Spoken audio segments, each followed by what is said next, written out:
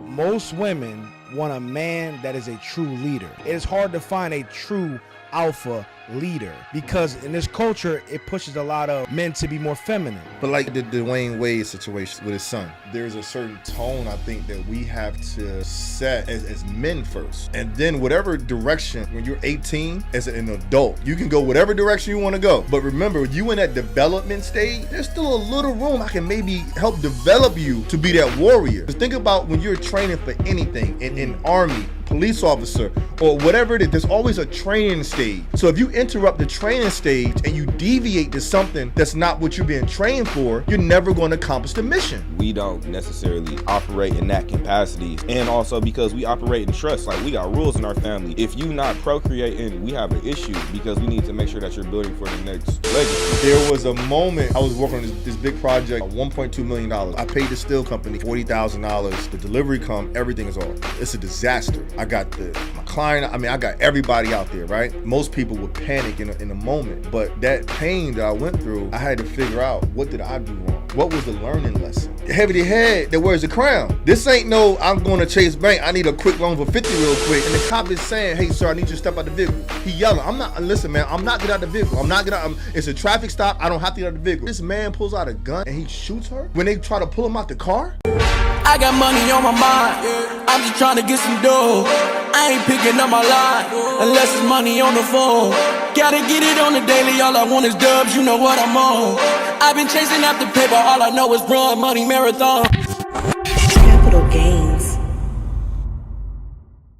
Welcome back, everyone, to another great episode of Capital Gains Podcast. And this is where we have real conversations with real people in real time. I am one of your hosts, DJ Bay, official trust fund, baby.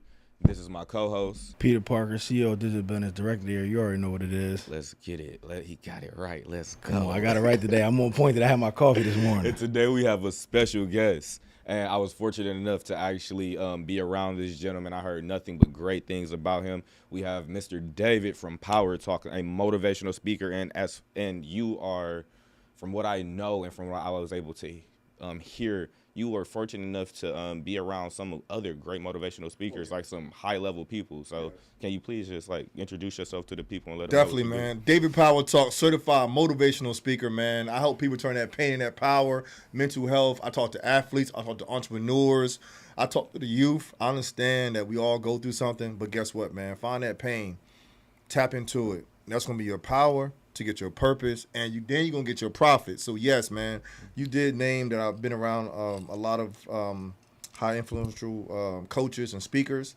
My first mentor actually was Dr. Eric Thomas, E.T., right? A lot of people know him. If you're in the motivational space, you know E.T., dog? right? I'm from Michigan. So right, exactly, right? So, yeah, man, that was my first mentor, my first coach, how I got into it. I was going through something in my life at the time. He was on stage, same way how you heard me yesterday. I'm sitting in the audience, and I'm like, man, I know I got a story. So I encourage everybody, if you got a story, understand your story can save somebody else's life. So as he was speaking, and also I think Inky Johnson was there, somebody else was there, I said, you know what? I would love to be able to give somebody the same feeling that they gave me. So I joined his coaching program. I got certified actually under Dr. Eric Thomas, his coaching program. So I'm a certified speaker under his program. I went to speak in front of them. And I remember the first time I went to speak in front of them, I was last for the whole day. And but let me give you a backstory. It's so funny, right? So when I joined the program, the class was on Zoom, right? So they had one of their coaches, bring you up and you say something for like 3 or 4 minutes. They call it a rep call. So just almost like a Toastmasters thing? Yeah, okay. Exactly. Like TEDx, something like Toastmasters, yeah. Exactly. So they bring me up on the screen, and mind you, it's the first time anybody ever heard David Power talk in their whole community, all the mentees, everybody there. So she said, okay, go ahead and talk for like 3 or 4 minutes. Let me hear you speak, right? So I'm like, all right. I already spoken just for a little bit already, so I had a couple years in me. So I just go ahead and speak. I'm like, yeah, da-da-da. She was like, in front of everybody. That was corny. You boring. No. What? In front of everybody on Zoom. She was like, that was whack. She said, do me a favor. When you hit this stage, if somebody ever asks you to speak, you treat it like it's the first time you speak in front of 10,000 people. This ad is brought to you by Capital Gains. You can no longer be the best kept secret. That's right. It's my turn to speak mastermind in Atlanta, Georgia, June 15th. If you have a story inside of you, it's time for you to let the world know that you about to be the top and the best motivational speaker in the world. You about to be the best content creator. You about to be the best entrepreneur, the best consultant, the best coach. This is the place where you need to be, where you're going to learn to start your speaking business, your coaching business, to be a top content creator, how to monetize your message on IG, TikTok, if they don't ban it, right? On YouTube. But we want to make sure when you leave there, you're ready to hit the ground running to make great content, to tell your story, to be a great motivational speaker, maybe 10x your followers on social media platforms, to grow your brand as an entrepreneur, as a coach, as a consultant. This is where you need to be. This is a mastermind, right? It's an intimate event. It's only 50 seats. So right now, it's probably about 30-some seats left. So therefore, listen, get your tickets right now, because when you come there, yes, you see my videos, you see me on stage, I really motivate you, inspire you. But this particular day, we'll give some training. We're going to show you what it looks like for keynote development, stage presence, how to tell your story, how to make engaging content. Remember, the first 5 to 8 words in your content, your message, it matters. Some of you, you're doing a little bit, good morning, how you doing? Stop with all that. Okay, I'm coaching now. But listen, come to Atlanta, June 15th. Atlanta, it's my turn, Mansion Mastermind. Go ahead and click the link. No, stop playing. Click the link. Yes, there you go. I'm going to see you soon.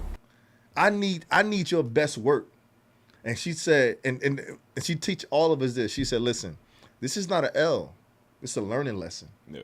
So now fast forward, I had to go and speak in front of CJE, all of them in person, in front of the in-person training. So it's the first time they're going to hear me speak since she told everybody in class that I was whack. Man, I was like Kobe when he shot them 6 air balls in the Western Conference Finals. I was in the gym every day. I was like, what? I'm whack. Because I was like, cool, because I'm very competitive, right? And I'm going to be honest with you, I didn't take it serious when she told me, when she brought me up, right? So that's why I tell all speakers, you never know who's in the audience. Yeah. Every speaking engagement, give it your best work, because you just never know. Because look what happened. Now, this is my second podcast today. I got a third one, and I got 2 more back in New York, and I'm going on a tour with somebody because of what I did yesterday, right? So now I go speak in front of everybody in person now. I'm the last one for the whole day. So it's like icing the kicker. But it didn't work that way. So they called me out. They said, all right, coming out, David Power Talk. So she's sitting here like, man, when I tell you God worked in mysterious, I lit that stage on fire. And after I finished, so CJ, that's ET manager. We met CJ at the podcast Sunday. Right. So CJ, he's like Simon with American Idol. So he tell you down. CJ don't play. He gonna tell you, nope, do that, that's wrong, whatever. Nope, but it's good because you need that. You don't need nobody to pat you on the back. Yeah. You need somebody to tell you, no, you went too fast. You didn't tell your story right. Your delivery was off. Like, no, your time was off. Like, as soon as I finished, it was quiet. He said that, he was like, man, you got the gift. We just got to polish you up and put you in the lead. And so then she was the same person that told me I was whack on the Zoom call. She was like, that's all you going to say? He was like, all right. So I want you to work on X, Y, and Z. You know what I'm saying? But to hear from the man that's the right-hand man of the top motivational speaker of the world to tell me that I got the gift in front of everybody, I was like, it's ball game. So I think one of the most important things in that story, though, was the moment that she called you corny. And I think that most people get stuck on that moment, and that decides who you are as a person. Yes. But it's so many people in this world that moment destroys them. Yes. And you didn't take it seriously, but there's some people that do take that moment seriously and are still called corny. Yes. And they're still not showing up. Yep. You know what I'm saying? So it's like, what mindset do you have to go into to go from a person that says, hey, man, that's whack, or yo, that wasn't right, or that you ain't at the level, you can't do it. Right. You know, because there's millions of kids that get told that every day from their own parents. Yep. So what mindset do you have to go into to get to that point where you get another opportunity to strike? I talked about that yesterday. You got to embrace your BS, your belief system. See, I believe so much in me because I already knew. I was like, nah, I knew that wasn't my best work. Like, I knew I messed up. And I think accountability is everything. Sometimes we're afraid or we don't want to hear, Hey, bro, don't wear that outfit. Hey, bro, that was corny. Hey, bro, don't do this. Hey, bro, why? Because we think sometimes some people are trying to knock you down or tear you down. And don't get me wrong, there are some people that's really trying to do that. But sometimes there is some truth behind of whatever is being said. Like how many times, like I started out with LeBron when he said it's just basketball. Now, if I'm right, seen that clip today. if I'm LeBron right hand man, I'm his boy. Yeah. I'm like, dog, it's just basketball. Do you know who you are? You the legend. You supposed to be the GOAT, and you talking about just basketball? Well, you think Michael Jordan will ever say that, LeBron? But see, you got to have a homie that can say that to you, but you got to be humble enough to be like, I messed up. So he should have came on the interview when he won the game last night and said, yo, when I'm not saying it's just basketball, I was in my head. I love this sport because I would not be a billionaire if it was just basketball. So the mindset for me was just I understood that no matter what somebody tell me, I can do better. And speaking of that, just basketball, right? You gotta imagine, and I'm always for the youth because they are the future, right? So Right. it's like for me, football saved my life, Yes. right? So it's like it wasn't just football when I was in high school, and that was my only way into college to Right. have an opportunity. Right. So these kids that are watching you that look up to you, if you saying it's just basketball, like no, this the only thing I got in my life that can possibly change I'm it. forced to play Yes. the devil's advocate, and bro, like You about to go into straight business? No, not straight business, but I also play football. I played wide receiver. I played DB. I ran a 4.37, and I'm a martial artist, 3rd-degree black belt. I respect sports, but I got to a certain point in my life where I understood it's a level of entertainment, and because we are so heavily engulfed, this country highlights entertainment over education, and because we are so heavily engulfed in that, I can kind of respect that statement. It's like it's just basketball, like. But he didn't say it in that context, though. No, but if you understand what he also has invested in as a businessman, as a whole, it'd be like, it's just basketball. The world, it's wars and other things going on, and y'all are tripping over me missing some effing shots. But you got to look at it like this, though. Like, that's like the airline pilot saying right now, it's just me taking a flight. This is your job. Yeah, that's a But fact. no, Think that's about a it, little though. bit No, different. How you no, do one thing's how you do because guess everything. what? It's people's lives for the airline person. Right, but there's people's lives at stake based upon what this job that LeBron has created because of the basketball. Like there's this saying, right? The basketball costs $12.99. Yeah. I put it in your hand, it's still gonna be worth $12.99, right? But if I put in LeBron's hand, it's worth $3 billion. Yeah. So for him, it's not just basketball. It's a legacy. It's jobs. It's opportunities. It's podcasts. It's sneakers. It's sneaker deals. It's little kids in the hood, in the projects, looking at him and saying, if he can do it, I can do it. So what he don't realize, he should have went more in depth into it. Listen, sometimes you got to say to yourself, when you lose a game, it's just basketball, but I understand what you guys are saying. Yeah. We're going to do better. We're going to do X, Y, and Z. Don't just say it's just basketball and walk up and leave like you petty Paul. Because if you would have won, you would have stood there with your chest out. You would have talked about the whole game. You would have talked about your stats. You would have talked about all this stuff. A true leader, you sit there in your pain. You sit there, and when you lost that game, you sit there because that's not going to show the young men. When you lose, you get up and you walk away. Yeah. No, when you lose, you sit there and you take it. Like I caught my L. When I was in the projects, I got jumped. Guess what? I took my L. My homies, they came back. Yeah, don't take this the wrong way. But we did what we had to do. Mm-hmm. But guess what? I sat there and I took it. Yeah. But the main thing, but he got to understand, when you in that position, you a leader. Yeah. You a leader. So when you say small little things like that, it's the same way how he don't promote other brands or do certain things, try to mess the bag up. You messing the bag up these little kids in their head. And also think not to speak on the LeBron situation because I don't know him personally, but I think leaders need leaders. Right. You know what I'm saying? Leaders need other leaders. So it's like if you're the only I was signed to a lot of record labels, right? And usually the guy at the top makes all the decisions and everybody else is just yes man usually. Right? So there's nobody, I ain't gonna say checking that person, but there's nobody that can be like, yo, bro, that wasn't cool to say, bro. You know what I mean? That's literally when we were we do debriefs whenever we do lectures and stuff. So we go out to eat.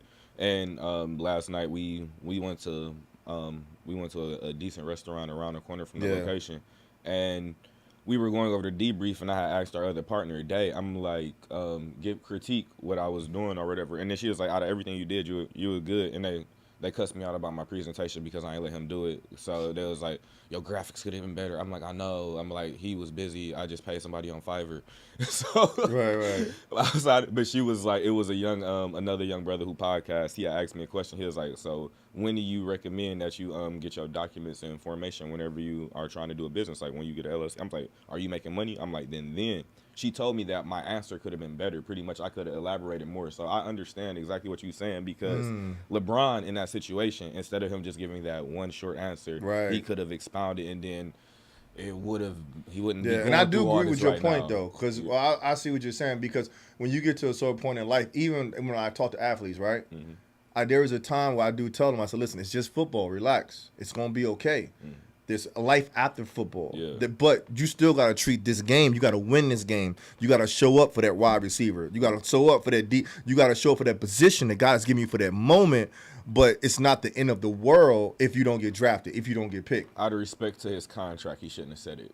Yeah. Out of respect to the league, because that's damn near like you on a HR NBA issue. platform in the playoffs, and you say it's just So basketball. That's just. That's but like it's at the post office. But you know it's what's just so mail. right? I don't care about your It's, W. exactly. It's like it's just a flight.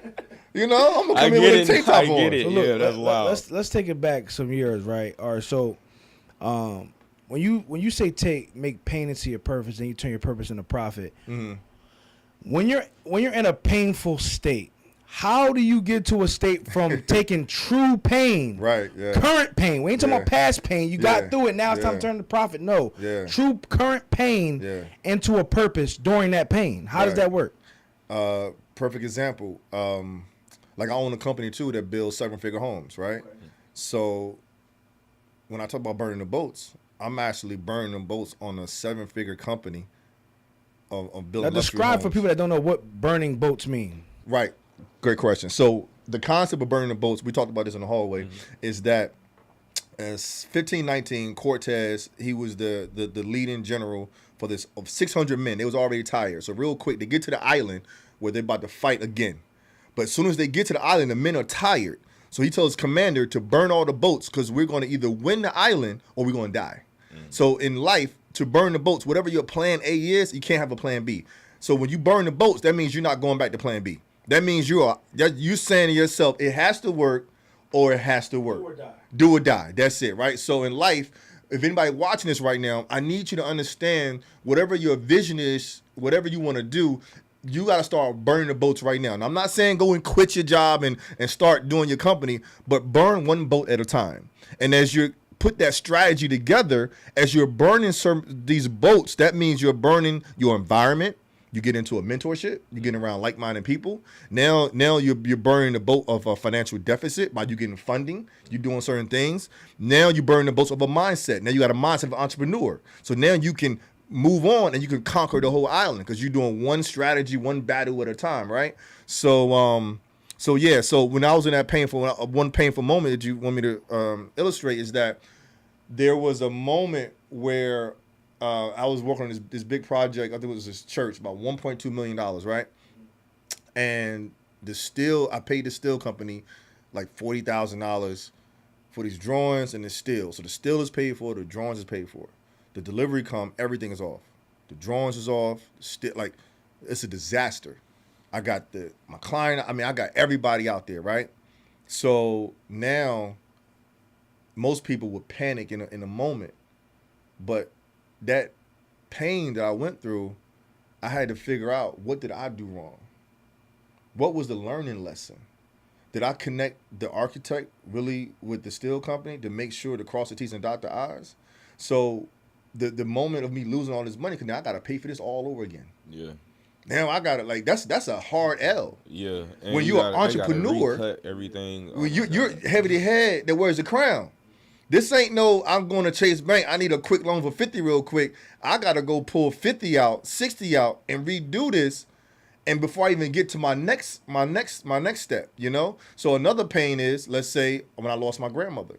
So my grandmother, like in my story, she helped raise me while my mother was in rehab, my mother was on drugs, my father wasn't around. So my grandmother helped raise me. So when I found out that my grandmother passed away, because I knew she was going to hospice, everything, as I'm driving behind the hearse, instead of me crying, I'm smiling. Because I'm like, my grandmother's not hurt, not no more pain no more. And I know she's going to look after me.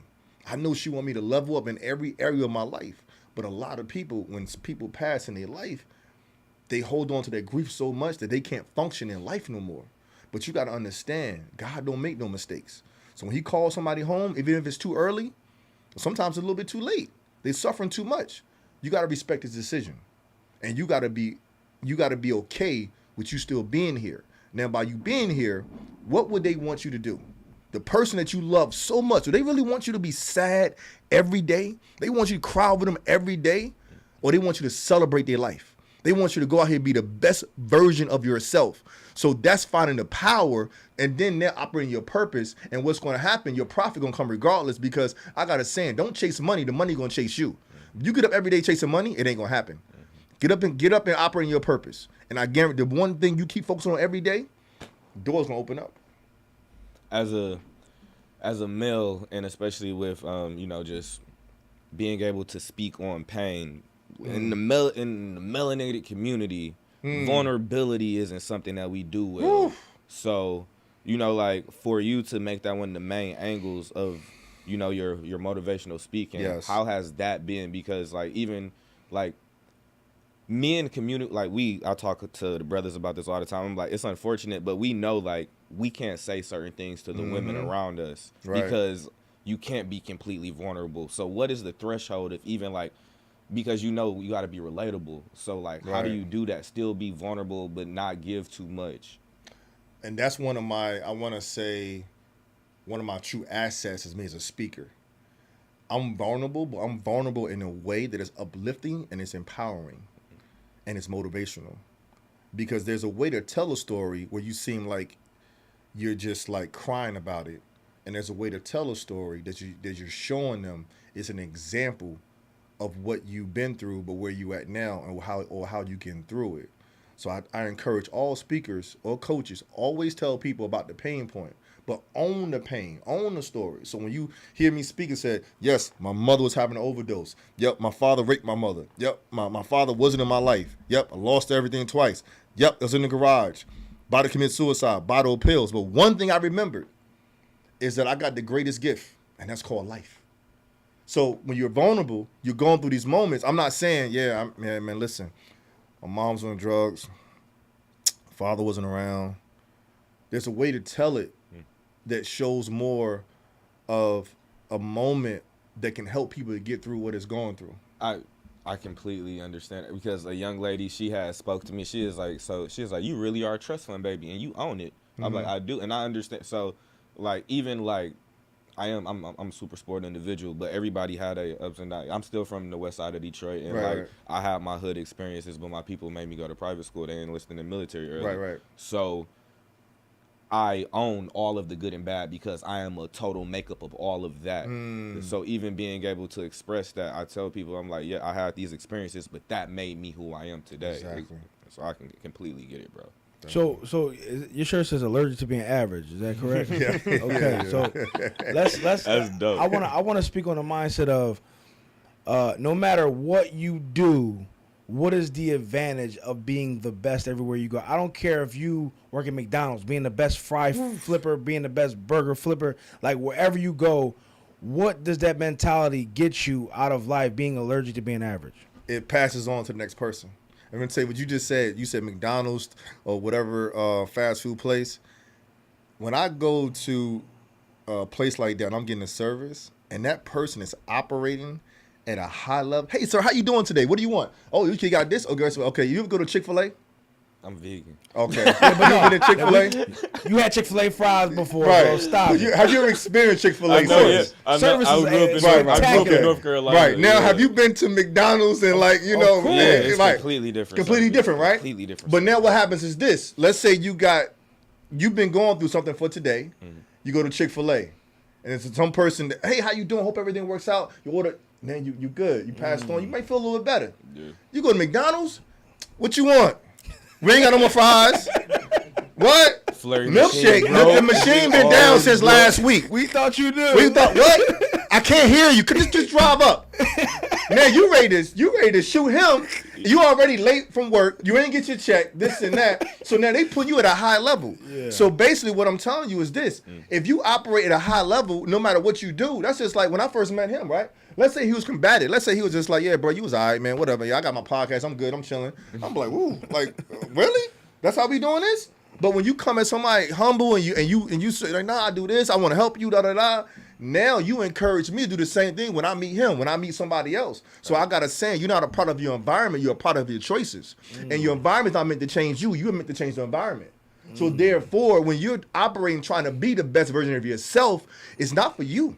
It's for the people that's going to come in contact with you, that now you're going to change their perspective. You're going to change the way they look at you and how they're going to treat other people, for the people that really can take that advice and really can use it as an example. So it's always good to try to operate at a high level. It's the same thing like in basketball and football. We talk about it, right?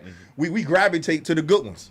Yeah, right. We don't know who the second stream is. We don't know who the backup is. We gravitate to Tom Brady, right? To the what's the coach for the Kansas City Chiefs? Andy Reid. Andy Reid, right? Think about the things he do, but you don't know the other coaches. You don't know them because they're not operating at their best. Not saying they're not good, but when you operate at your best, you be like, woo, man, I need him. Like, you know, so that's why it's good. I encourage anybody, no matter what you're doing, speaking, real estate, no matter Amazon, Walmart, whatever, somebody needs you at your best. So how you are, so Instagram, right? Yeah. You got everybody living.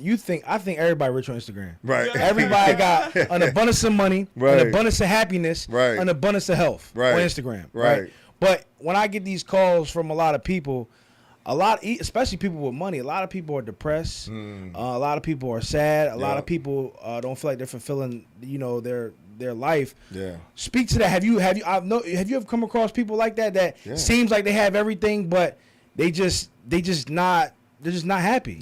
Yeah. I mean, even my own mentors. Like I've paid a lot of money for mentorship, and I've witnessed their energy. I witnessed their conversations, and I'm saying, you're my mentor. I'm striving to get the multiple Rolls Royces. I'm striving to get the multiple houses and the things that you have, but you're still not happy with your current situation.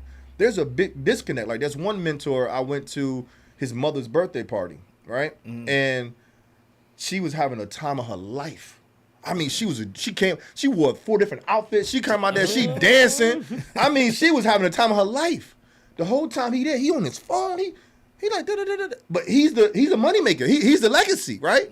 So then they had a moment where they did the son and mother's dance. So as soon as the song came on, I'm like a little baby because I lost my mother in 2008. So he's now dancing with his mother. But I'm watching him. He's not even fully connected with the moment. And I got this saying, somebody praying for your problems.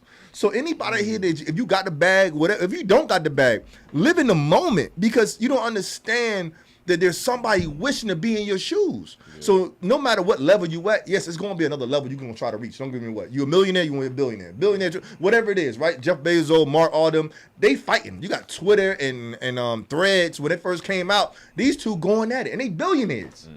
They billionaires, and they going at it between X and Threads. Yeah. And people sitting here, and you sending $100 million to Ukraine, but now on the news, they want to give tickets to the homeless people because if they sleep on the street.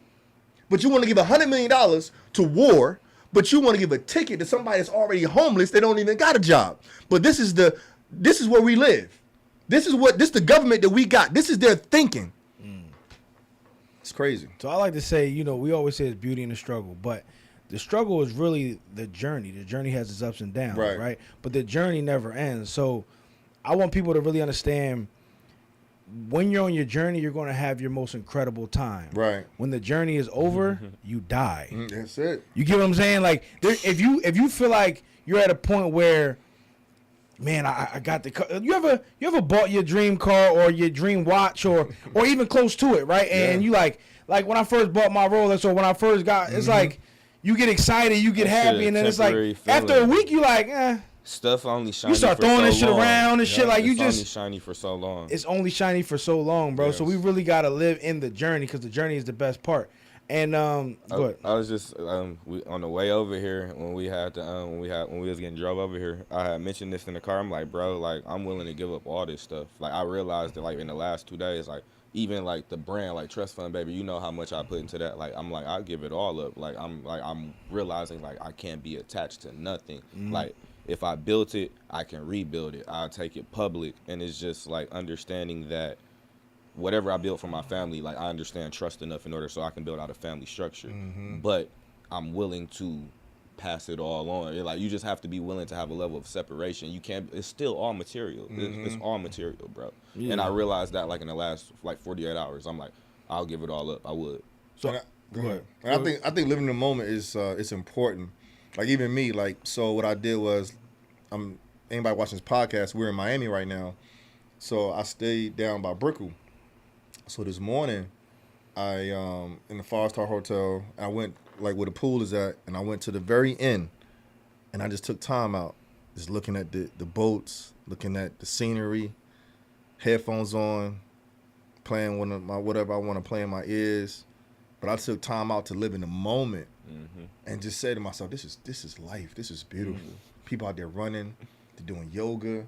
People out here at the pool. I mean, it was windy, a little chilly, but I'm like, and then you got the the bellhop, the waiter going by, and I'm sitting here. I'm like, God has blessed me with 2 different companies, travel the world, get paid to speak, got a family. Don't get me wrong. Life ain't perfect, but it's perfect when you live in a moment and you just sit back and be like, God, I just want to say thank you. And I just really went out to the edge. And I just said, I thank you for this moment. And a lot of times we don't get up and just say thank you. We was talking about this yesterday, just the atmosphere down here alone, the mental health aspect of it is just amazing. So no matter where you are in life, sometimes you gotta just live in that moment. You know what's crazy? I think you just discovered like the cure to like a lot of things, because in that moment you're high. Right. You know what I'm saying? Like you get high, and you can get high off of living in the moment. Yes. And especially a lot of young people that I know, everybody's chasing that high, whether it be money, sex, drugs. Everybody chasing that high, but don't know that you can get naturally high. Like I'm talking about high. Yeah. You know what I'm saying? Like where you just you sitting there, like you say, you was on the edge of the water. You just the breeze, you feeling the breeze. Yeah. You probably getting like the little bumps, joints, and you just like, man, I can't believe. Right. So you think about what you went through, and now you think about where you're going. Oh my God. And you just living in that moment. That is a high. It is. That was me last night at the restaurant. I'm like, hey y'all, you just gotta appreciate life. I'm like, look at what you probably was literally high too, then and expanded that, bro. It don't matter. But I was appreciative because like I tell people this all the time. Like the universe it's gonna recognize like your appreciation. So when you don't, like I tell people all the time, like I'm thankful for my people, everybody I come in contact with, my family, and even like the position I'm in, because when you're not, it's not even guaranteed that you're still gonna be in the same position tomorrow. So always acknowledge and like be thankful for it so that you can stay in that position, fam. Exactly. And one thing I did want to ask you, because I've been doing public speaking for years, and like I wish more people understood like how beneficial it could be, but how I was fortunate. For me, I was young. I was in my like early 20s when I started speaking, and I was living like a rapper lifestyle. I was just off lectures, bro. So like, what has it been like touring and like the experience? I'm not saying you have my experiences like that, but I was like, bro, it's different because like the energy, like women love intellectual men, and when they understand that you have something of value, like I'm like, I ain't gonna hold you, like they're down there throw bras at you after a lecture, bro. Right. Crazy, dude. So what has that been like for you? It's a test that you can't fail. Because of me as somebody in my position, remind you is that I'm still an example. If I fail, it's no hope. You see what I'm saying? So you got to be strong enough. When you walk off that stage and she be like, oh, can I take a picture with you? And they be like, what are you speaking at again? I want to pop up there too also too. You gotta be like, you're like, oh, what? Like, then you got to be like, you want to live it too much. You know what I'm saying? So I get it. They trying to follow the whole tour. Right. And with me, I'm not going to lie. Like, I use my mama gave me when I'm on TikTok, when I'm on IG. I look right at the camera. God told me to tell you today, it's about to be your best life ever, right? I got my big, I got everything going. I you know what I'm saying? Yeah. But however, I know that some women, they're attracted to maybe, my look or whatever it is. But once they get past that and they feel the message, they feel the energy, But let's not negate the fact that what the women are attracted to is the leadership. Right. Because at the end of the day, right? I don't want to say this the wrong way, but what I will say is, your words. Yeah, you're right. I got to structure these right. words right. No, I don't care, man. I say what I want. Because I come out of love at the end of the day. Yes. Most women want a man that is a true leader. Right. Yeah. Right. So it's hard, and in my opinion, in today's time, it is hard to find a true alpha leader. Right. Because in this culture, it pushes a lot of men to be more feminine. Right. And it's nothing wrong with having femininity as a man or having I get you. You know what I'm saying? Yeah, it's not yeah, wrong with having a soft side. Right. But it's something about an alpha leader exactly. that is attractive. It's just Right. like a lion in the jungle. Yeah. Nobody's going for the puny lion that can't feed the family. Right. You get what I'm saying? Yeah, no, I get So it. I just want to talk to the men because you're a leader amongst men. You're a kingmaker. Right. You know what I'm saying? And I like to consider us kingmakers. So I want to talk to the people that are looking for kingmakers. How important is it to be a kingmaker in a society where femininity is being pushed so heavily? Good God. Ooh, that's a great question. And I don't know if I should, but like a little bit like the Dwayne Wade situation, right? With his son. Yeah. Right. Now I'm not gonna get over which way they went with it or whatever, but at the end of the day, there's a certain tone I think that we have to set as men first. Yeah. And then whatever direction, when you're 18, as an adult, Yes. you can go whatever direction you want to go. Yeah. But remember, you in that development stage, there's still a little room I can maybe help develop you to be that warrior. Because think about when you're training for anything, in Army, police officer, or whatever it is, there's always a training stage. So if you interrupt the training stage and you deviate to something that's not what you're being trained for, you're never going to accomplish the mission. You can't go and be training for a Navy SEAL, and in the middle of the mission of a Navy SEAL, now you want to train me to be a pilot. Yeah. But no, I'm here to be a Navy SEAL. So if I'm here to be a man, I want my father to train me to be a man. And then when I'm 18 and I got a choice to say, okay, now you can do what you want to do. And I'm not picking one side or another. Yeah. I'm just saying, I agree with you saying that it's up to us to at least be there and show them, what a man should, represent. You have children, bro? Yes. I do. I'm a father of 3 boys. So yeah. I'm a martial artist. So my children, like, both parents are Marines. So my whole family, even the females, express masculine energy. People are scared of my mom, and she 5'5". Right. So we don't necessarily operate in that capacity. So and also because we operate in trust, like we got rules in our family. If you not procreating, we have an issue because we need to make sure that you're building for the next legacy. Right. So it's really based on, because in retrospect, it really becomes to like what works in your household and what works for somebody's mental look, health. Let's get deeper than that, right? But he's a public figure. No. as But well. listen, forget all that. Every 10 years, we're a new person, right? Every 10 years, we're a new person. Yeah. So as a kid, your brain is not even fully developed till you're about 24, right? So it's like at the end of the day, this is how I truly feel about any situation. As a parent, it is your job to protect me until I'm of age to make my own decisions. Yeah. Right? It's your job to protect. Right, exactly. So as a kid, I was addicted to food. I was addicted to food like it was a drug. Right. I gained 100 pounds in 1 year. Like I was addicted to food. Right. If my mom and dad did not say, "Yo, you on a diet? Shut up. You're not eating it. Fridge on lock." I probably wouldn't even be here if I'm totally honest. Right. But if I would have said no, I'm making my own decisions. I can eat whatever I want. Right. I'll pay for it. It's my money, it's my body. Boo, whatever. Right. Now, who fault is it? Because I'm technically a child. Right. Exactly. Now, if I die, who's to blame? Right. I'm a kid. Exactly. Not to say kids don't have this wealth of knowledge, not to say kids can't make their own decisions, because they can, but I feel like as a parent, it's something about being a leader. I hate to sound like that parent. I hate to sound like my parents, but like, no, you're not making your own decisions. Of course. No, that's just like, no, you're not. Like not you, over my you got way. a son. So if your son is 14 and he walks in the living room with high heels on, Yeah. and you say, "Oh, that's okay, keep doing it." No, it's not okay. My grandfather. We're rumbling. Yo, We're rumbling. Are you serious? You better take them shoes off. 100%. So, but if you allow it, now it's just like it's okay for me to do it, right? So I'm not saying.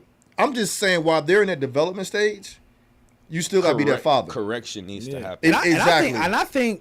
I think kids test us because it's like you ever. So most kids, right, in any situation, not even with the shoe situation, but any situation, kids like I'm not gonna step over the line. I'm gonna tap on the line. Right. I'm gonna tap on the line. Right. But if you keep letting me tap on the line, I'm gonna eventually jump over that motherfucker. That's your guy, son. He's a wild boy. Yeah, you feel me? But you gotta tap that ass. Right. Like, yo, no, we ain't doing that. What are you Right. talking about?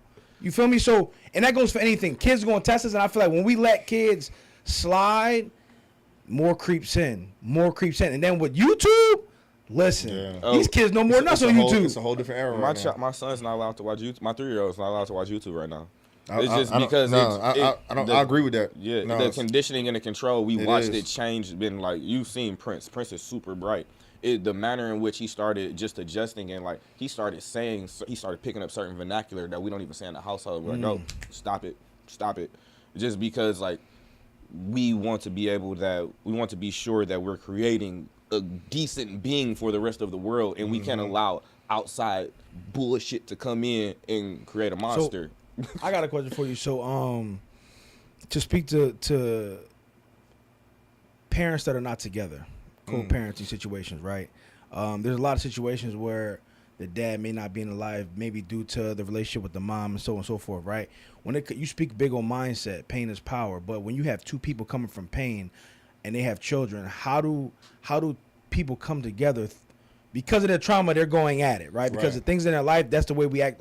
Reason why we act the way we do. How do two people raise a kid effectively if they're always going at it?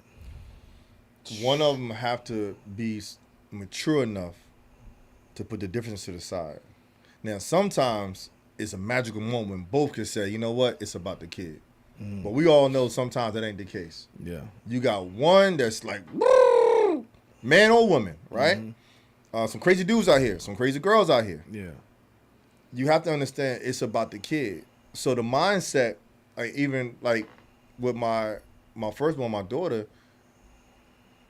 her mother, she wasn't happy when her and I went the opposite direction, right? This when I told my story, like I was D-block riding motorcycles, like I'm out here like okay, Yeah.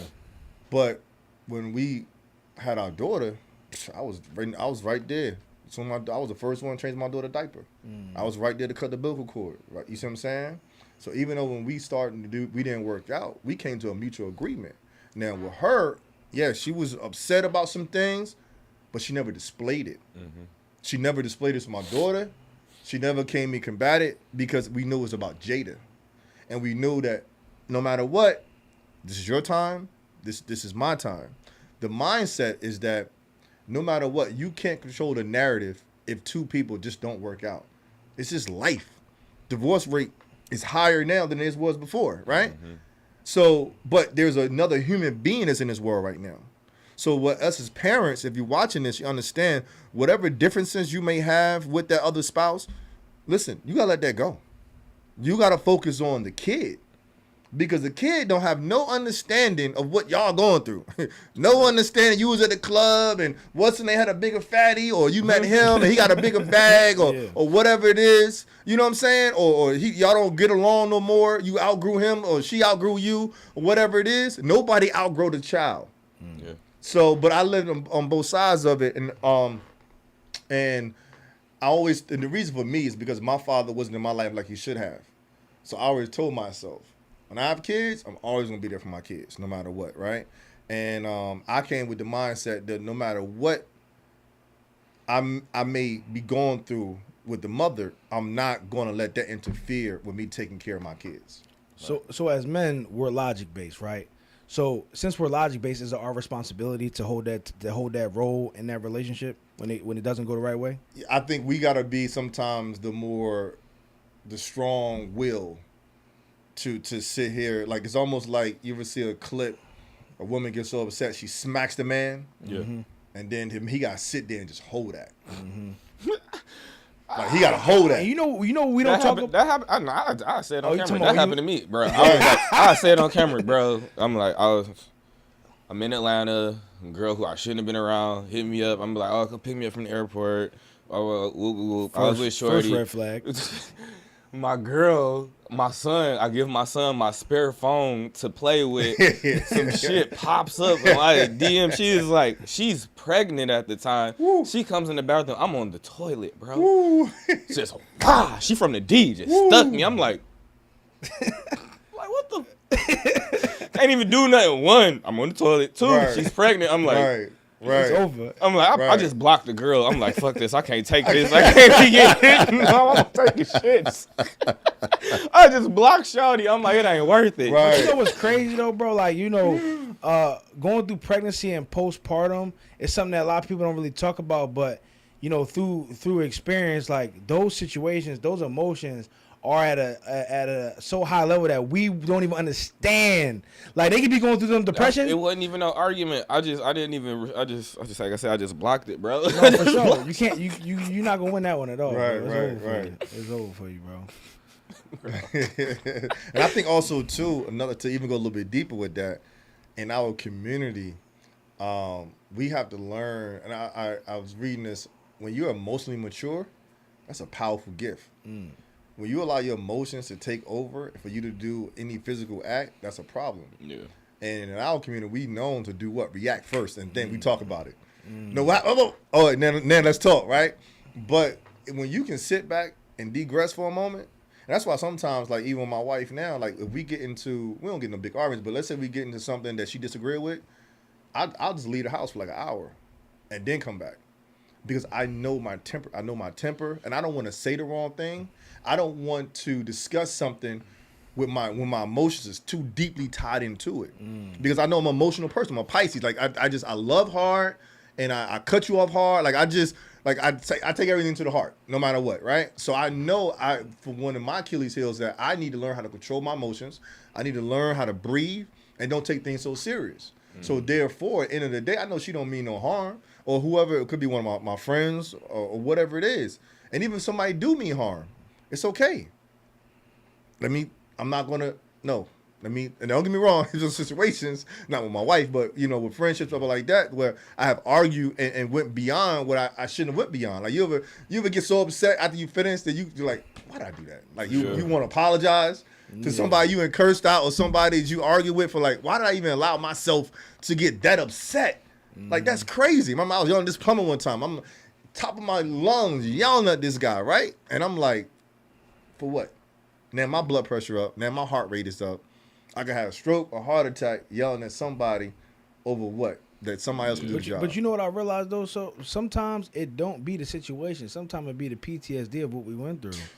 You know what I'm saying? Oh my God, yes. So like for example, I give an example, right? So somebody owed me money, right? A lot of money, over 100,000, right? And it wasn't the money per se, even though it's a lot of money, because I'm definitely not rich, but it was just like the audacity of you, because of how loyal, how loving, and how nurturing I am to our situation. You feel what I'm saying? Like, right. How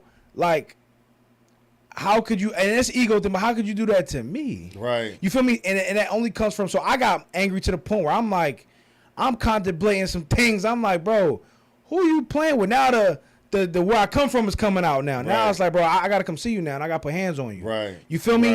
Right. Because, and it's not because necessarily this situation. No. It's if anybody else do this to me, it's over for them. It's the warm Pepsi bottle that I talk about. It's like, you ever have somebody, you shake the bottle, you leave it there, somebody else shake it, and then the fourth person twist that cap off after being shaken, it goes everywhere. That's what happens. There's stuff that's been shaken inside you, boom. Kids, financial problem, boom. Child, it's been shaken. And then finally, the person cut you off in traffic, they pop that whole top off. Yep. Now you out the car, you banging on the window, you chasing them down the street, you've done something you shouldn't be doing. It's not because they cut you off, it ain't because they stopped in front of you, it's because of what's been going on in your life for the past year or so that's been bottled up inside of you. And now that pop, that It just finally popped off. Now it's all over everybody. That one person that you locked up about to do 10 years for killing somebody, for cutting you off in traffic. So the number one question is, how do you unsizzle that sizzle? Yeah, that's because it within Right. that's an issue within our community because, like how you said earlier, Exactly. we're so emotionally charged and we're such we're not preventative people. We're reactionary. Yes, So yes. and like, how do we? I think we got to deal with one shake at a time. As soon as that first shake come in, we got to talk about it. We got to deal with that and let it go. Yeah. You got to learn how to let it go. Because if you let it go, there's no room for it to come out because you already let it go. Now is letting it go, letting it out. No, but that also Right. it deals with, because this was another question I want to ask you about, because a lot of us lack accountability Yes. within our community. Yes, yes. So if people were able to actually, because if I had it, let's say if like just hypothetically, if me and you had an issue, but my issue was actually because I felt like you did something, but if you never showed accountability on your side, I'm still going to be upset. So how am I going to be able to let it go? Because a lot of people in our community don't take And the reason why we accountability. don't we lack accountability because we're so caught up in judgment. So when you're saying you're accountable for something, now you are saying people are judging you for the loser. They're judging you for the one that's submitted. You're judging you for the one that was submissive. And we come with a mindset that we would never submit. We would never be submissive. We would never be beneath anybody. We will always be right, no matter how wrong we are. And we got to understand that sometimes when you do submit, you be submissive, you're actually winning. Yeah. Because when somebody is doing X, Y, and Z, and you can still be there and calm. Like I listen to sometimes on TikTok, I listen to the old Steve Harvey pranks, right? And they like do a phone prank. Oh, yeah. So they was trying to phone prank this I think it was a coach or a pastor, somebody. Like they was trying to phone prank him. No matter what they was saying, he was going. He said, "Brother, I gotta commend you. I was throwing everything in the kitchen sink at you, and you would not get upset." He said, "Cause I learned. I'm not gonna allow nobody or no situation to take me there. There's always a proper way to handle something, unless you threaten my life." Yeah. And then I gotta defend myself. But then if I can get the cops involved, I'm gonna get the cops involved. But that takes a lot of discipline. But the problem is that it's actually something that's been put in us since we've been a child.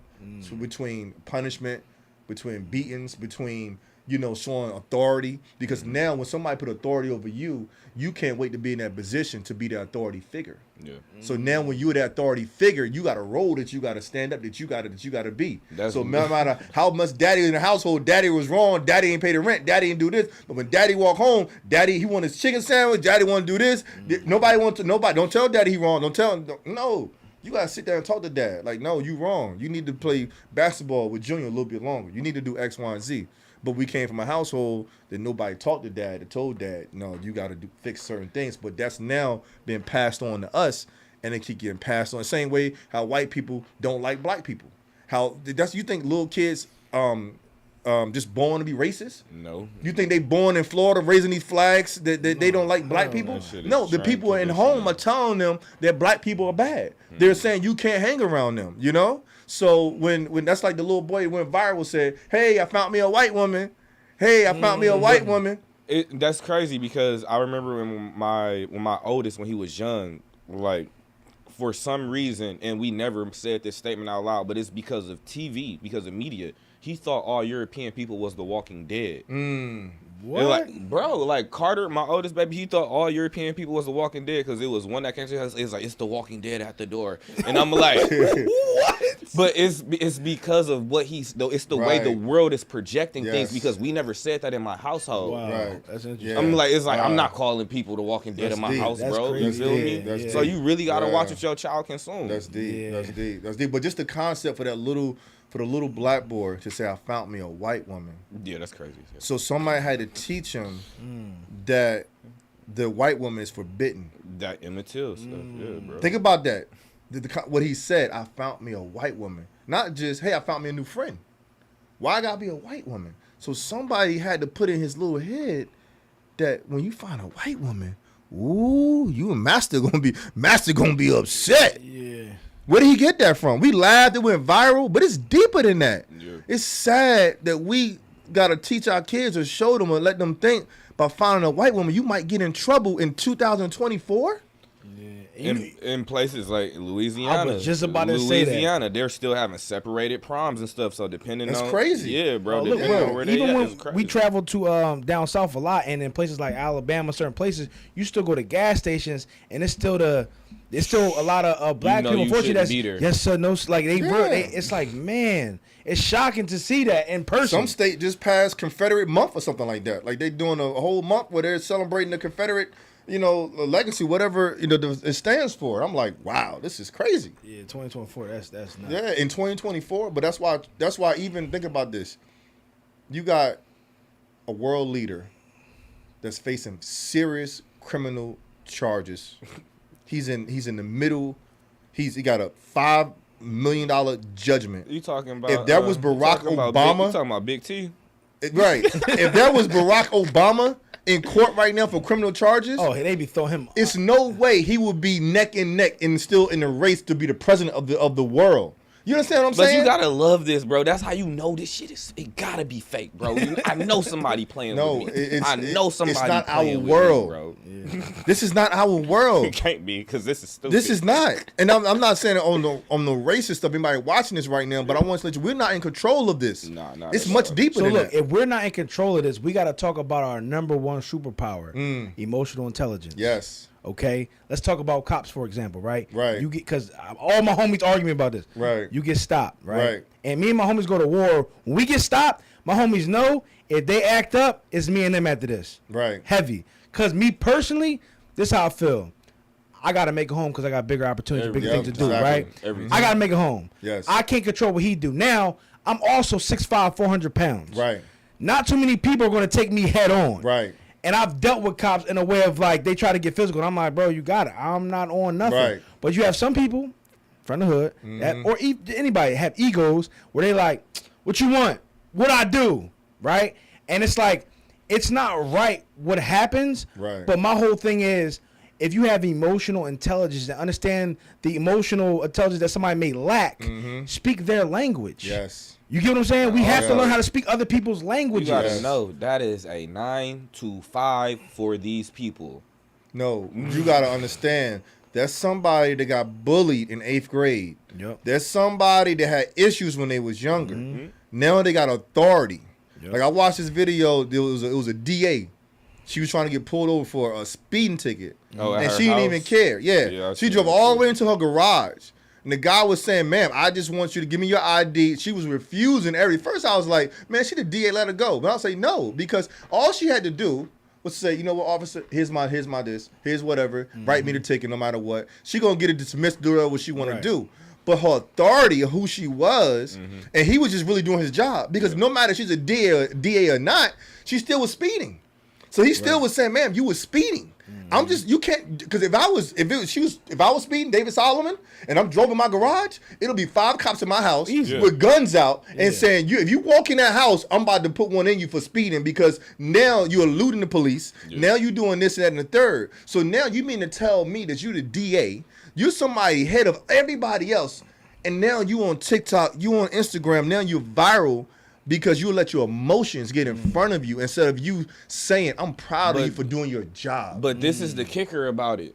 She actually didn't break a law because traffic violations are not illegal. So, and that's the main reason why she was able to press him.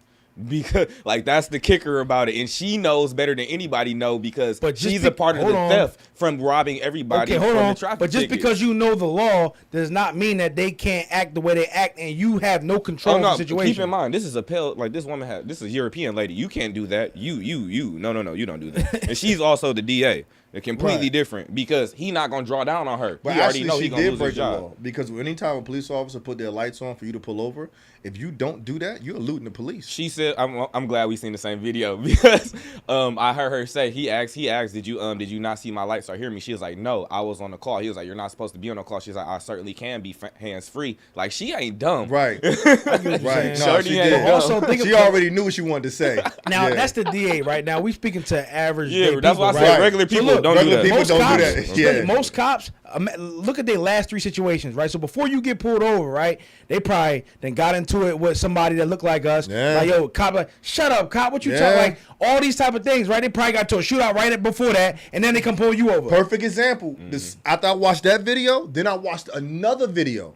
Man got pulled over in a Lexus. He's on the phone with his wife, and the cop is saying, "Hey, sir, I need you to step out the vehicle." He yelling, "I'm not. Listen, man, I'm not getting out the vehicle. I'm not getting out. It's a traffic stop. I don't have to get out the vehicle. No, get out the vehicle. Get out the vehicle." She said. So she called for the supervisor, right? He don't want to get out the vehicle. He's on the phone with his wife.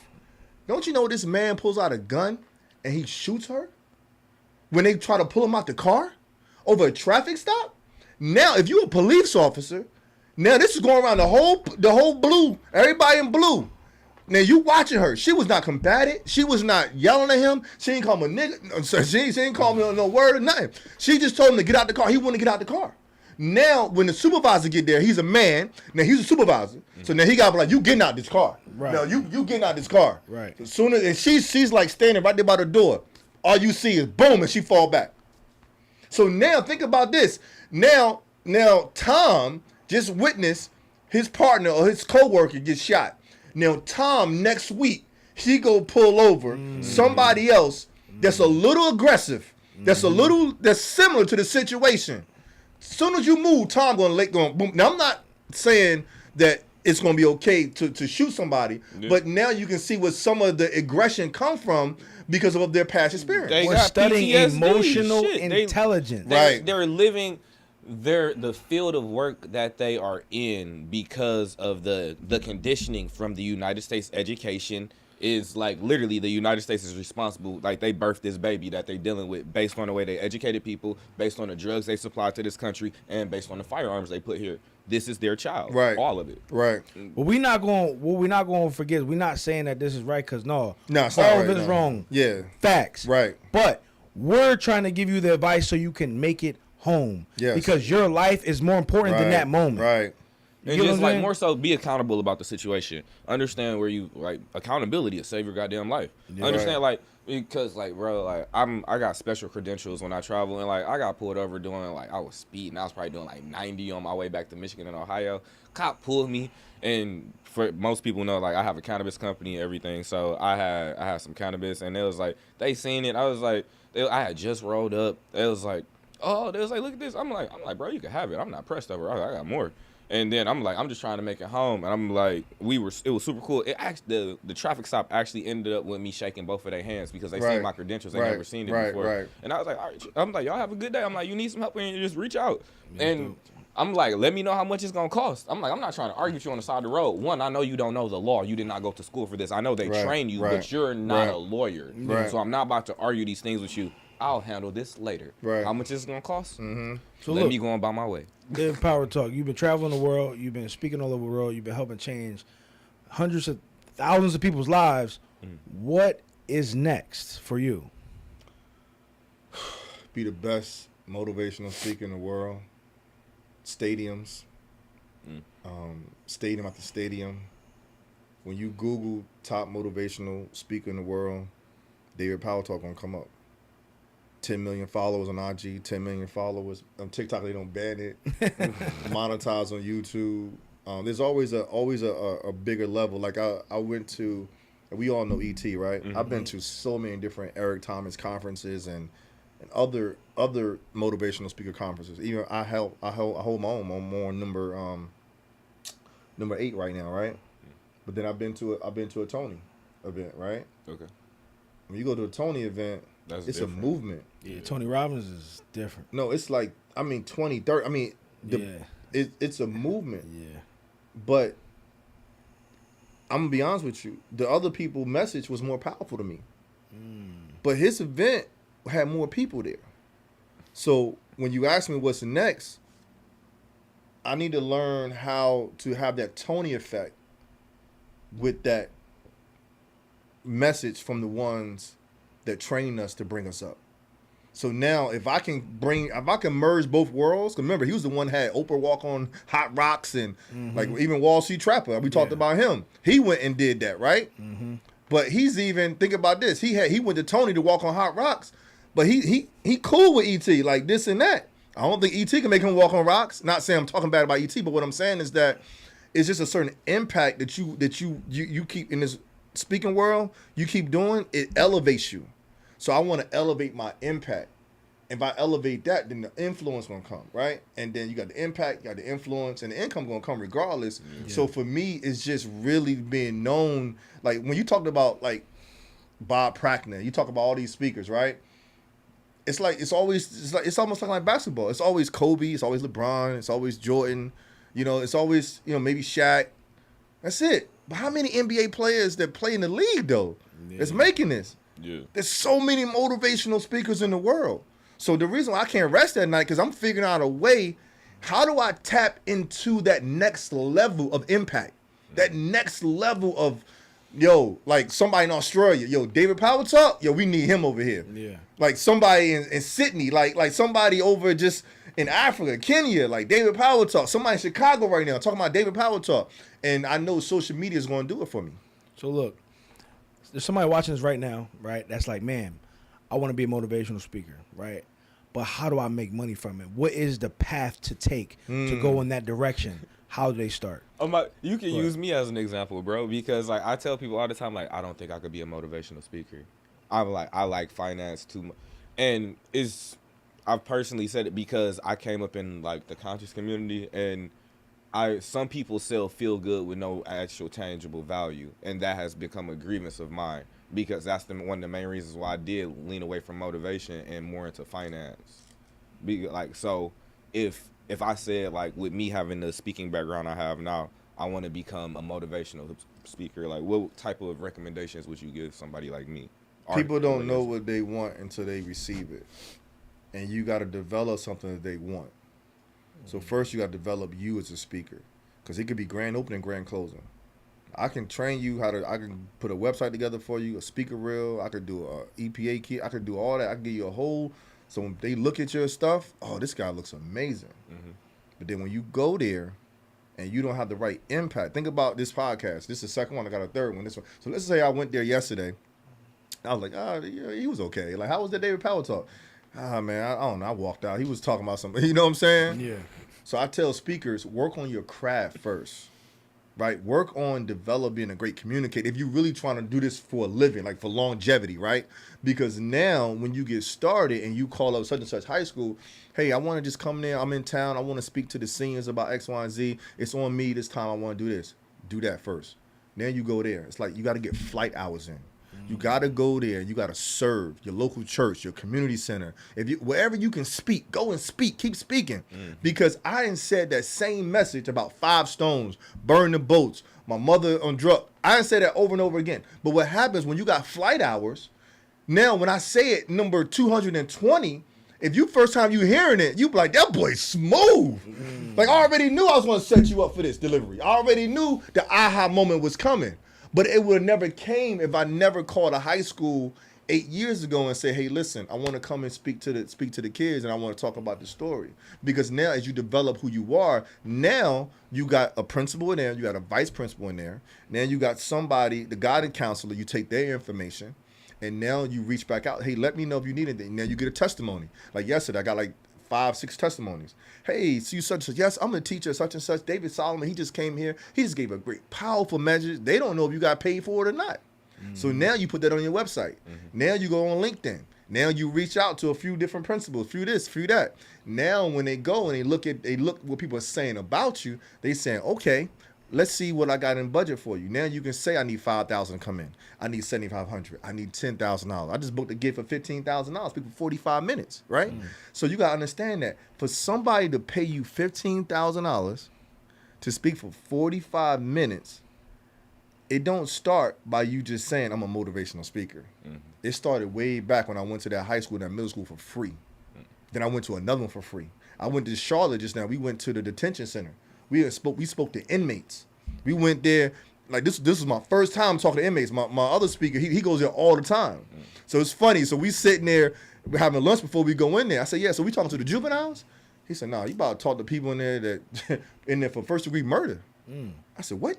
I said, I'll be honest with you. It was my first time doing that. You know what I'm saying? I said, you want me to talk to who? I said, I had a whole message. My message don't match that. You know what I'm saying? He said, trust me, they need that message. Bro, when I what was tell your you, message to them? what's your next? When I tell you, they loved every moment of us being in there. They took us. They called it pods. You know, when they're like each they're different pods. So we go to I spoke at one pod. I mean, they was locked in. I mean, you get a couple no matter what that's in there, like yeah, whatever, because they run the pod.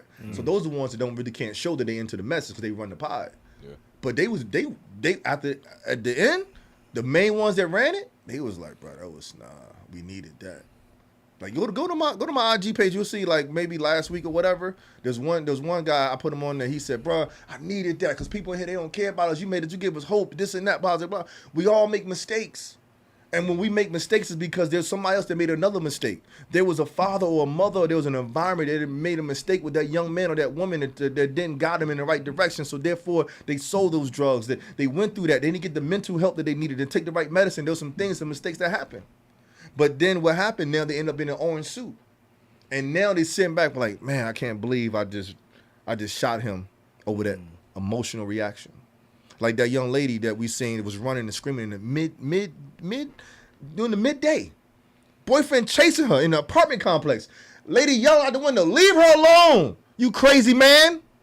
He kills her in broad daylight with a gun, his girlfriend. So that's a mental issue. That's something he's been dealing with for years. Because she might want to leave him or she cheated on him or whatever.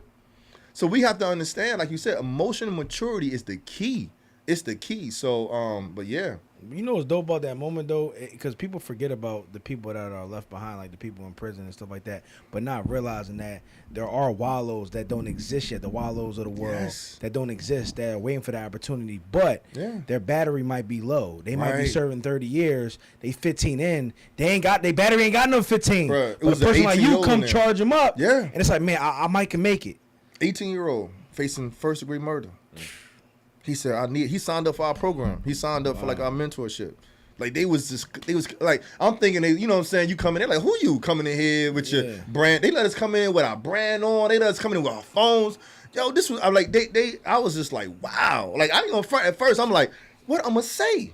But see, as a speaker, this is why I tell all speakers, as a speaker, when you have reached to a point where you know you're a professional speaker, they can bring you in almost any audience and you can pivot and you still can master the art of communication by telling them something that's going to help to save their life or motivate them and inspire them. Because no matter what, you can put me almost in any type of environment. You're going to get something from my message. Like I tell everybody, everybody's not for you, but there's somebody that's there for you. You see what I'm saying? So, but yeah, as a professional, to get to the bag, first get to you first. Study, like I still study. I study Pastor Keon. Like I study so many speakers every day. Like I remember I used to, like I'm a big hip hop fan, right? So I used to listen to hip hop all the time. Like I think hip hop was the first motivational speaker. Jay-Z, them, like that was the first. Like you see them in the whip, they talking that money talk, Nas talking that. You be like, yo, I want that, right? That taught us to do certain things. Either you gonna be a rapper, you gonna sling some weight, or you gonna be an entrepreneur. Because you want that life, right? Yeah. You want to be a basketball player or you want to be a rapper. So now I went from listening mostly hip hop. I only listen to nothing but spiritual stuff, pastors, motivational speakers. Why is that? Because that's what I do now. So by me being a speaker, I only listen or watch other speakers because I want to take away something that you're doing that can help me develop. Like that guy that they interviewed real quick, that 22 years old as a millionaire, he said one thing that was so important. He said, you gotta study people that's already doing great in what you're doing. Competition for sure.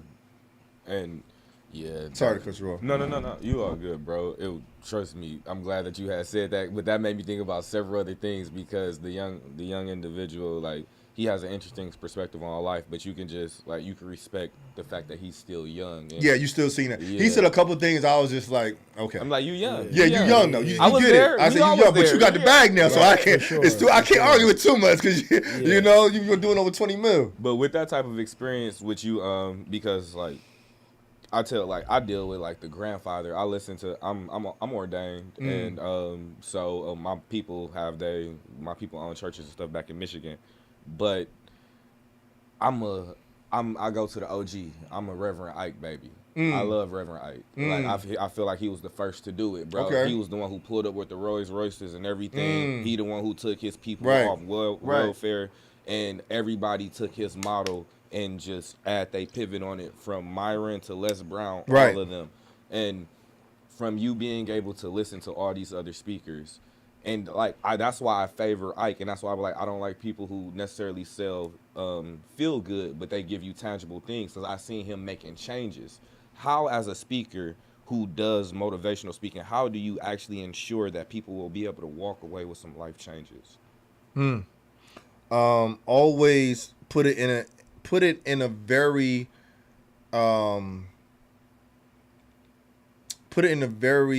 framework that is like, wow. It's almost like hearing a story about a young lady getting shot, right? You didn't know that was coming. Like, you didn't know I was going to end with she got shot. Yeah. So when you're speaking, they shouldn't really know what you're about to end with. It should end with like, wow, I do got to burn the boats. It got to be plan A only. It got to be something. When you're speaking, it's got to be an experience. It's almost like you're putting on a Broadway show. And don't think you're performing, but when you're putting it in, you have to put it in a way where you're illustrating real life events where they can connect to and sit back. It's like watching a movie. That's what I was just thinking about, like the climax. Right. Bro, it's like dun dun dun dun dun dun. Yeah, You bring it up, crazy. and then woo, they drop you. And then what's he said? He said something. He touched on it yesterday. He said, imagine. I think you might have said it. He said, imagine watching a movie and the ending is bad. You be like, well, why is the ending bad? Because they didn't answer your question. So as a speaker, you need to answer their question. Yeah. And their question is, how are you going to change my mindset? How are you going to turn my pain into power? Oh, you know how I'm going to turn your pain into power? Let me show you my pain. Let me show you my mother having an overdose in front of me. Let me tell you my father wasn't there, but he beat my mother in front of me. He raped my mother in front of me. I lost everything twice. I tried to commit suicide. Right? So now if I tell you that, but now guess what I did though? But then after that I lost everything, filed Chapter 7, then I got a contract for $1.4 million to build a church. Then I built my company, 7 figures. Now I got a 7-figure speaker business. Now I get travel across the world. Now I got a speaking engagement here. I just made $15K off of one engagement. Now I got on my 8th mastermind, making over 6 figures. Now I'm doing X, Y, and Z. But I can't tell you about my rewards if I can't tell you about my pain. See, when you connect the dots with that, now the people in the audience, because everybody in the audience, 90% of the people in the audience is dealing with pain. Yeah. They're in that state, I'm trying to figure it out. I'm trying to get where you're at. Because they hired you to come and speak to put life back into them. Because for some apparent reason, even if they're a billionaire, why do you think millions and billionaires about to jump off a roof? Because they don't appreciate where they're at right now. So when we talked about going down to the end of the pool and looking over and having that moment, that woosah moment, there's a million and a billion that need to hear that. There is somebody need to say, brother, listen, you got the yacht. You got the Lambo. You got the funding. Relax. Take 3 weeks off. Just you and the wife. Turn your phone off. Leave your phone with your assistant. Even if you lose $100K. Even if you lose $100K. Yeah. Take that time out. Because if you get that phone call and say you got stage 4 cancer and you ain't going to be here, Steve Jobs, right now, when he got that phone call, he said it. He said, all the success, everything I did, it don't even matter. I wish I could trade all that in and just have my life. We don't appreciate life. Like, life is the billionaire status. Like, for me to be able to get here and leave now and go have dinner, and I'm still in Miami, I can change my flight. I can pay a change fee. My wife gonna be a little bit upset because I'm gonna be home late, right? But think about it, I'm late because what? Because I'm working. I ain't out here in Miami chilling. I ain't at the strip club, Trapeze, whatever y'all got down here, right? Chocolate City, whatever it is, right? No, but I'm out here working. Yeah. I got another podcast, and I still gotta make content. I still gotta post it. Yeah. I still gotta do X, Y, and Z. But I ain't complaining. I'm gonna live in the moment. So I forgot what the question was. I got so caught up. You answered the question because what I asked is, how do you make sure you provide value? Oh, provide value, right? But you said it exactly. It's making sure that you provide a framework of how you were able to come through. With that, oh my God, she just got shot. Because now, oh my God, I can't believe he was about to commit suicide. But man, he got the beard, he in shape, he worked out, he got a wife, he got kids, he got a business. Why would you want to give all that up? Because there's somebody in the audience ready to give up right now. So they look at me right now and saying, wow, he was right there. He was about to give up, but he didn't give up. And he's right here right now. I got hope. You give them hope. You give them transformation. You give them that moment where they can cross that line. They got it. So look, before we leave, I want you to you as yourself, what would you say to yourself? Look at yourself in your maybe your deepest darkest moment, whenever that was. If you can go back and have 2 minutes with yourself, that person that was in that moment, what would you say? It's gonna be okay. It's gonna be okay. Just the moment of not knowing that it's gonna be okay. Like when I lost everything, like I remember I had probably like 400K in the safe. Like, you know, black people don't like keeping money. I still have money in the bank and stuff like that. I had credit cards and stuff like that. But we got that just in case stuff, right? I mean, every week, man, I had lost like like 5 of my key people in my company. I had jobs I didn't even know about what's going on. So now I'm trying to hire people. I'm trying to interview people. I'm trying to put out fires. Each week I'm making only 10, but I got to kick out 50. Next week I made 7. I got to kick out 30. Eventually, my Chase account was a negative $4,000. And I got 25 some customers saying, I need my job finished. Where are you? I couldn't even give an HVAC guy a deposit to continue the job. So there's money left in the jobs, but I don't got the money to get to the job. Like right now, I got a project I got going on. So now it's going to cost me 30 to get back 70 between electric, plumbing, and whatever, HVAC, right? HVAC guy, he get 10. Plumbing, you get 10. Electrician get 10. But what happens when you don't have the 30? Because you did poor management. So now, grand open, grand closing. So now everybody's attacking me. Everybody calling me this con artist, this scam artist. Everybody calling me all these names. But I'm just an entrepreneur that made a mistake. You know what I mean? Entrepreneurs go belly up. But see, when you black and you make a mistake, you a scam artist. Yep.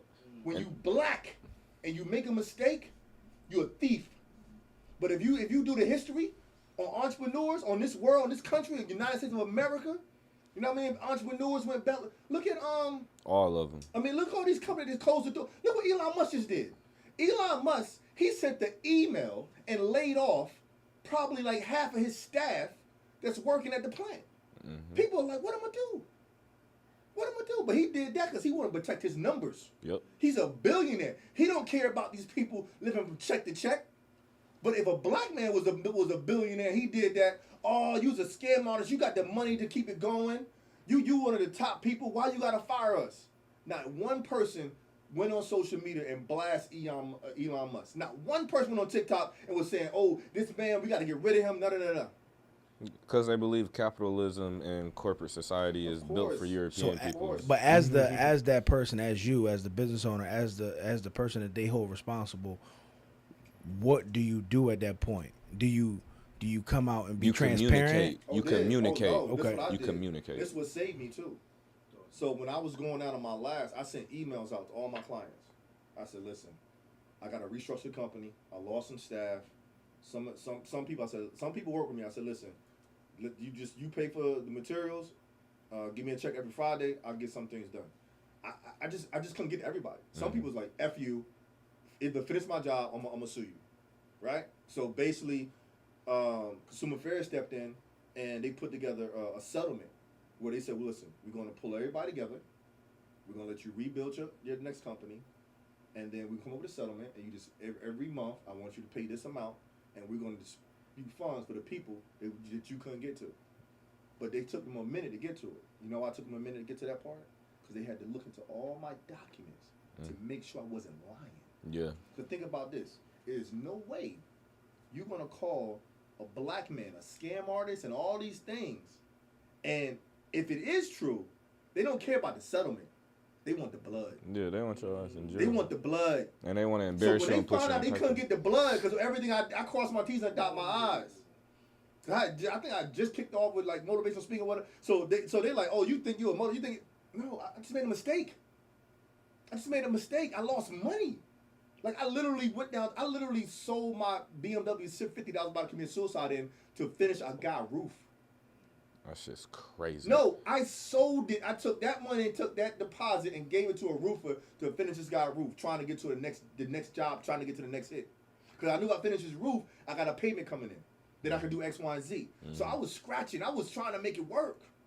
So now they went through. They said, no, this young man just really made some mistakes. He just business didn't go well. So we're gonna work it out with him. And that's common. And remember, I've said this on multiple episodes. Sometimes people aren't scammers. They're just bad at business. They really bad at business. But not even that. It's just like, I appreciate you saying that because it reminded just me personally to give more grace. Right. You get what I'm saying? Because sometimes, especially when I've been scammed by different people, right? So I have a certain level of non-tolerance for that scam culture. Right.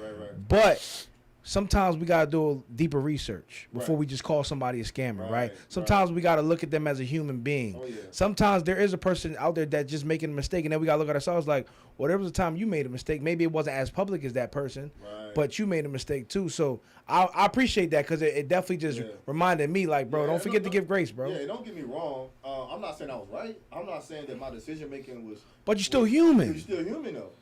But I was fighting. But when you own up to, here's the thing. The difference is when you own your shit, it's a big difference. Accountability is the key. Oh, yeah, when consumer affairs first in my first complaint, I went to the office by myself. I didn't get a lawyer. I said, what's going on? Yeah, this one customer said that, I know there's like 4,000 left in the job. I said, yeah, I just got to finish her cabinets, whatever, blah, blah, blah. He said, okay, we just want to bring you in and talk to you. But then there was another one because evidently now I'm broke. So then I had to get a civil lawyer to step in and represent me and stuff like that. So then once he stepped in and they looked at it, they said, okay, well, we're going to let you start a new company. So I was on, I was like 5.0. I went down to like 1.5, right? I mean, they was writing when you got cameras mad at you. Yeah. Woo, oh, it's over. Bruh, yeah. They was going in on me. Yeah. But I respect that. You know why? Because they deserve to go in on me. I'm going to tell you something. That situation actually birthed a new version of David Power Talk. No, it did. Because what happened was when you get money so quick, and because think about it, I never lost. Like I always been winning. I've been all over Dubai. I've been all over Italy. Like I never had a situation like that before. So when they look at my background, there's no other. I never had a situation like that before. I always been winning. So therefore, when I went through this scenario, it was just like either it's gonna break you or it's gonna make you stronger. Yeah. And it almost broke me. Like it almost took me out. And I still got trauma for it. I got financial trauma. So when I say that, that means when I get a bag, I'm like, I gotta pay who? I gotta pay who? Yeah. But I do it, but I understand where, now what it do, it help me cross my T's and dot my I's. Yeah. A lot, like now, and this, anybody watching this right now is an entrepreneur. Sometimes less is more. I got less clients now, and I'm making more money. I be telling people all the time, I be like, social... People are so consumed with volume and trying to scale, but I'm like, you can do a lot with a small group of people. And like one client as an affiliate has brought me 6 figures. That's it. And scale with a system. Get one key person at a time. That's it. I mean, man, I'm just telling you, like, I learned so much. I don't get me wrong, there was a very traumatic experience. But if I would have never went through that, I wouldn't have probably been this most powerful speaker that I am right now. Like, I was good then, but when that happened, it was just like, I come out the gate, it's just like, man, it was. Because what defines you as a man or a woman is not what happens to you, but how you respond to what happens to you. Exactly. And the world is watching your response. Yeah, they wait for you to crumble. Yep. They wait, because everybody that was attacking me, they waiting. Like I had this one manager that left me. This girl, she left my company. She's the reason why everything kind of went to shambles. Not because because she left, and I didn't know all these things was going on, right? So in the midst of what I was going through, she took the legal documents of my civil suit that because we settled, so now the case went away, and sent it to one of my mentors. What? Sent the link to my Yelp page. Sent everything. On somebody trying to sabotage. To tell. So let's say if I'm in your community let me tell you what this guy is going through.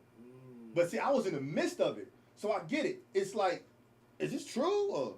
Because now you got everybody saying this, and you can't fight for yourself because you're in the middle of the accusations. You're in the middle of the settlement. You're in the middle of trying to. So not only are you financially broke, You legally not even supposed to talk about it. right? And you're mentally broke. You're so now when I tell you, you sitting there like a lion in a cage. Like you wait. So I took a year off social media. A year. Shut down my page and everything. Closed it down. They was attacking me online and everything. So then when I came out, I dropped a 9-minute video. And I tell you, I went in that booth. I probably it only took me 1.5 take.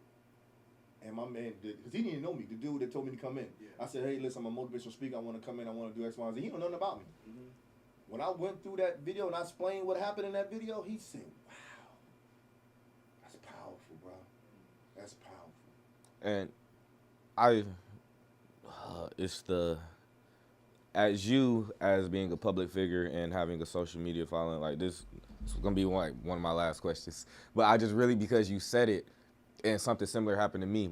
I didn't scam anybody or anything, but I had a Facebook hack. Mm-hmm. And then people who you start seeing how people would just say crazy things. And then like these be people who may have been at your lectures. These would be people who may have your intellectual property. And you just see like, I knew he wasn't this, I knew he wasn't that. But the whole time, it's not even me, because I am that. It was my page, it's not even me on the page. You know what's so crazy? The young lady that was doing all that, she came to me. Her and her little boyfriend. She had a little painting company. She went from getting a few $100s a week to I was paying her at least 10 or 15,000 a month to run my company. So she knew it was some BS. She knew that what she was saying and what happened, that I just went belly up. But she tried her best to bring me down. And then she got to watch me online, killing me. But the one thing I think that helped you survive though was the seeds that you've been planting for years into the people. So when you go through things, even into yourself. But look, there are people, right? When you're going through something, those people in that prison, those people that you gave something for free to, those people that you can't say nothing bad about you to those people. Nothing. You get what I'm saying? Because you've been able to put in that work for that amount of time. There's people right now, it's like, no, not David Power Talk, you tripping. I wouldn't be alive if it wasn't for him. Mm-hmm. It's those people that come to our rescue when life goes like that.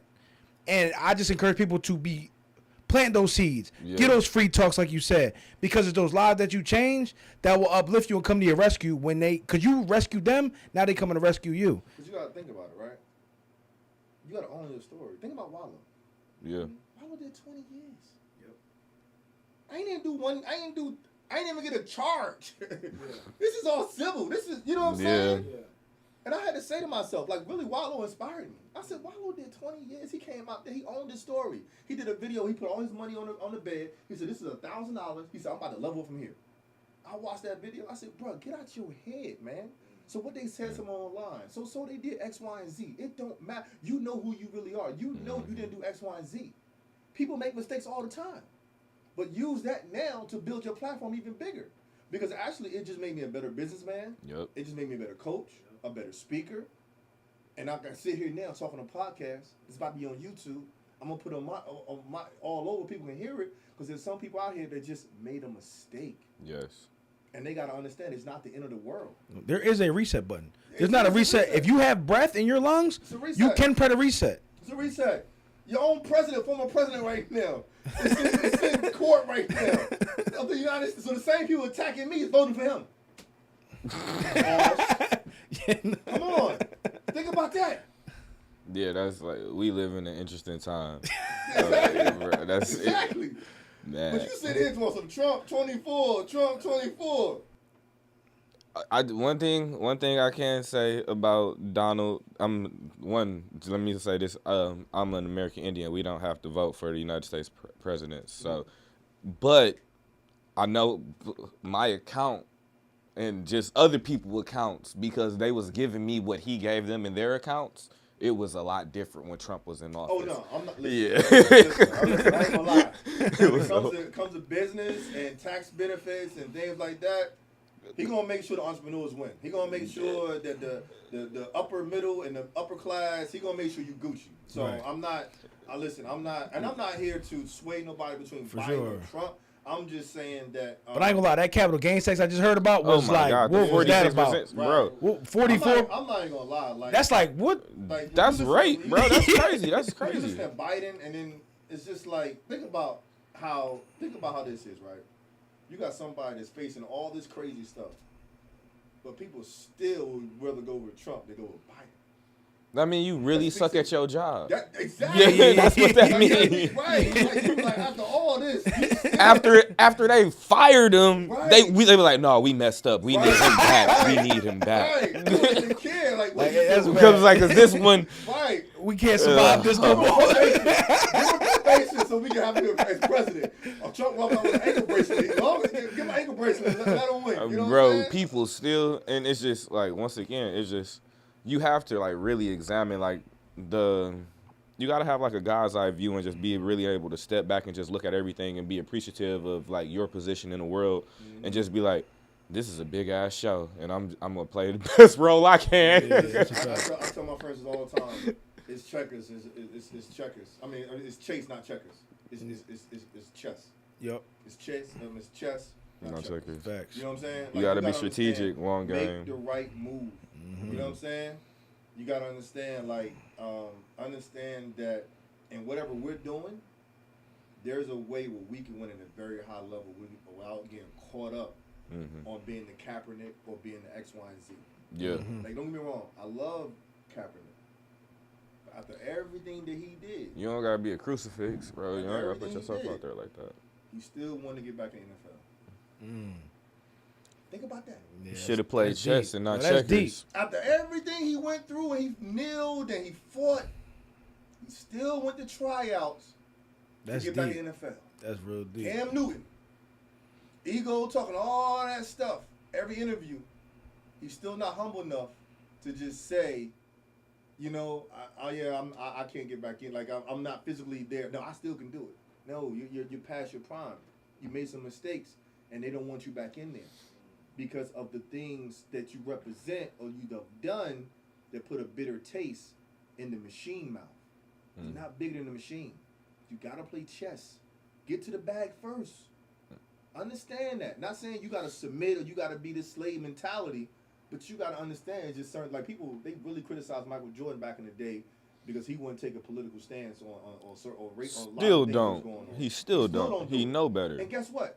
He says all the time, I'm a basketball player. I'm not a world leader. What do you want from me? That man don't even hoop no more. He owns several wealthy ass businesses, yeah, and he's man. still not gonna talk about politics. But, bro, it was great having you, bro, and like I look forward to building with you. And you also you have events coming up. I got an event June 15th in Atlanta, Georgia for speakers, entrepreneurs, coaches, content creators. So you need to be there in Atlanta June 15th, right? It's going to be at a mansion. It's only 50 seats only. It's an intimate event, but it's people that's serious about their speaker business, serious about being a content creator.